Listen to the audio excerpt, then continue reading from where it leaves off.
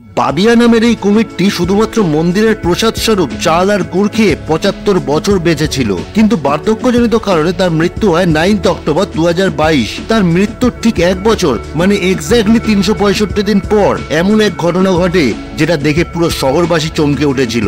বাবিয়া ছিল কেরালার কাসারাগড় ডিস্ট্রিক্টে অবস্থিত শ্রী অনন্ত পদ্মনাভ স্বামী লেক টেম্পলের ঝিলে। লোকে বলতো ভগবান বিষ্ণুর সব থেকে বড় ভক্ত ছিল এই বাবিয়া, কারণ দিনে দুবার মন্দিরের আরতি দেখার জন্য নিজেই লেক থেকে উঠে মন্দিরের গর্ভগৃহে চলে যেত।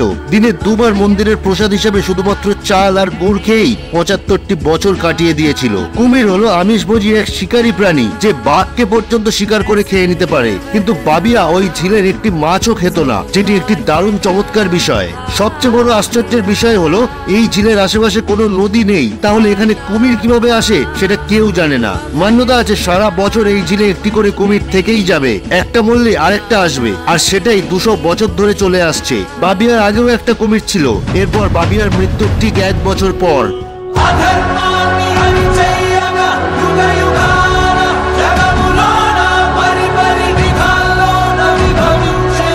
এই কুমিরটি কিভাবে কোথা থেকে এসেছে কেউ জানে না। পুরোহিতের কথা অনুযায়ী এইভাবেই জন্ম জন্মান্তর ধরে একটার পর একটা কুমির এই ঝিলে প্রকট হতে থাকবে, আর প্রসাদ খেয়ে তার প্রভু শ্রীহরির এই মন্দিরকে রক্ষা করতে থাকবে।